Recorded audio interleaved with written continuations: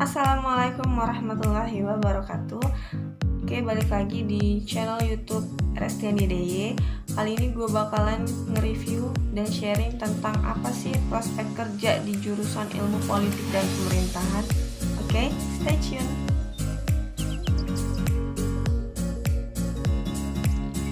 Harusnya jurusan ilmu politik dan pemerintahan itu bekerja sebagai pegawai pemerintahan.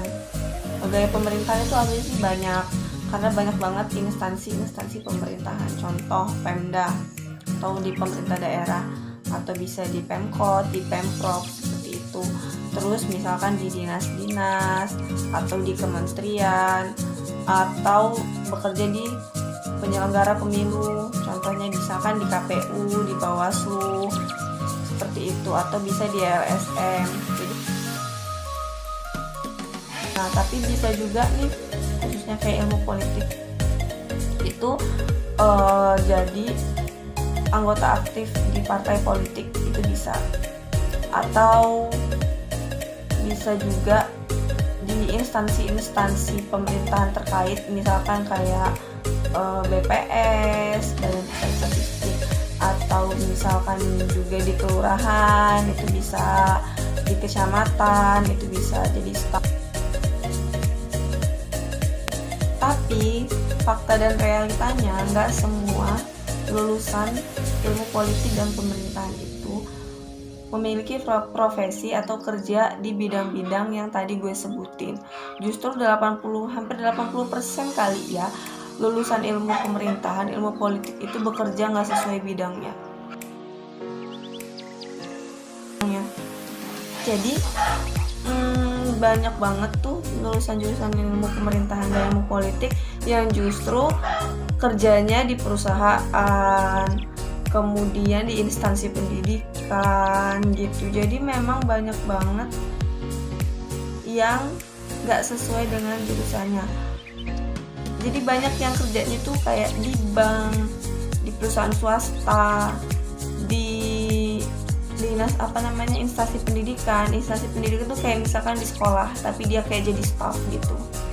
Terus banyak juga yang berwirausaha, terus banyak juga yang pokoknya banyak banget deh yang melenceng dari jurusannya gitu. Itu banyak banget faktor sih. Yang pertama, mungkin akses untuk bekerja di pemerintahan itu memang sedikit susah gitu. Karena kalaupun kita mau daftar PNS, CPNS itu kita harus nunggu jadwal. Sedangkan kalau misalkan kita lulusnya di awal tahun 2020 dan ternyata rekrutmen CPNS itu di akhir tahun 2020, terus selama setahun itu kita ngapain gitu kan.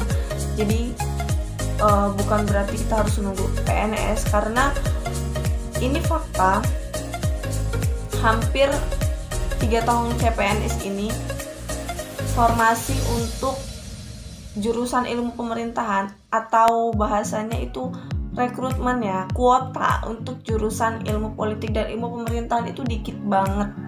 Ini serius, ini gue serius. Dan kalau misalkan dibandingkan dengan FKIP, tenaga kesehatan, atau lulusan ekonomi, itu jauh banget. Di satu instansi, misalkan di Pemprov atau di Pemda setempat, itu paling yang kuota untuk jurusan ilmu pemerintahan itu cuma 1. Kalian bisa bayangin deh kayak mana. Ini kan instansi pemerintahan, tapi kok jurusan ilmu pemerintahan yang dibutuhin cuma 1 gitu. Nah, selain kuota CPNS yang memang sedikit untuk jurusan ilmu pemerintahan, salah satu faktor yang bikin banyak lulusan ilmu pemerintahan itu bekerja di sektor lain selain di sektor pemerintahan itu adalah ketika nggak ada rekrutmen CPNS, untuk masuk di sebuah instansi pemerintahan itu nggak mudah. Dan gue bukan bikin kalian underestimate, bukan bikin kalian untuk berpikir negatif, bukan juga mencoba untuk membentuk mindset kalian bahwa instansi pemerintahan itu kotor, nggak bersih segala macam, bukan. Cuma ini buat gambaran aja, karena gue yang udah merasakan dan juga melihat secara real langsung gitu.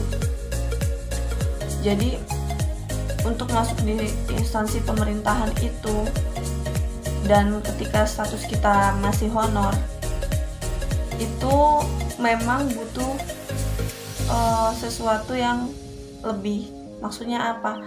Yang pertama, kita harus punya kenalan. Bahasa sekarangnya sih orang dalam gitu ya.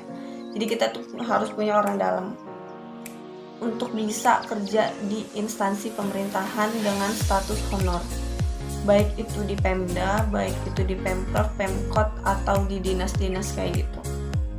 Nah, selain kita harus punya orang dalam, kita juga harus punya finansial yang cukup untuk bisa kerja di instansi pemerintahan, lagi-lagi dengan status honor.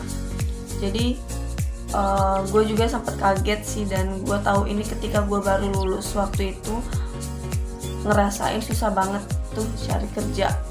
Dan gue memang dari dulu pengen banget misalkan kerja di Pemda atau kerja di dinas-dinas gitu kan, tapi ternyata itu hanyalah sebuah imajinasi gue aja. Karena setelah gue tahu dan gue dapet cerita dari teman-teman, ada beberapa temen yang memang pernah ditawarin gitu kan, beberapa ditawarin dan beberapa juga memang ada yang sudah kerja di dalamnya. Jadi untuk bekerja di pemerintahan provinsi ya dengan status honor itu harus mengeluarkan budget sebesar 20 juta. Dan itu gue kaget banget, ini serius apa ngeprank apa kayak mana sih gitu kan. Masa iya kita mau kerja kita bayar.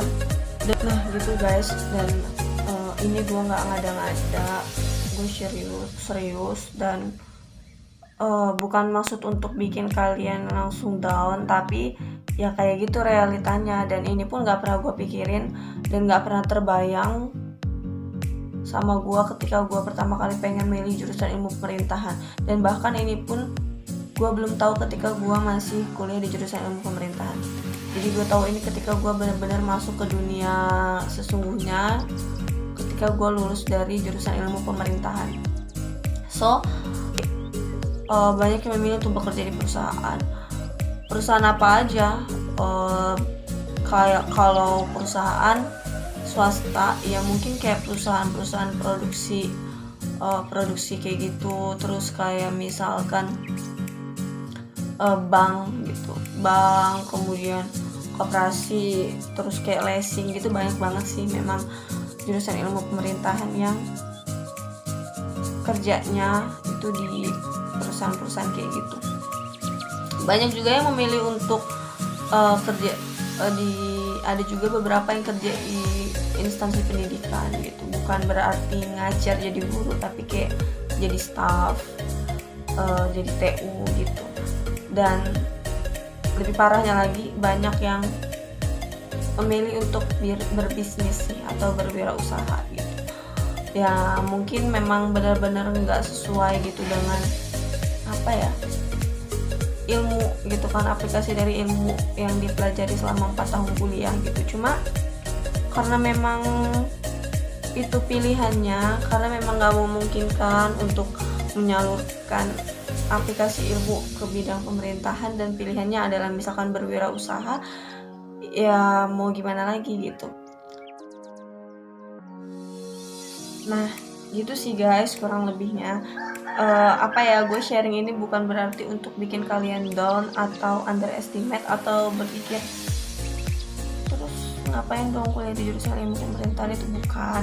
Tapi cuma sebagai gambaran aja supaya kalian itu nanti ketika memang mau masuk jurusan ilmu pemerintahan, pengen punya cita-cita pengen jadi anggota DPR, punya cita-cita pengen jadi bupati atau pengen jadi presiden gitu kan, itu emang harus ada effort yang lebih gitu.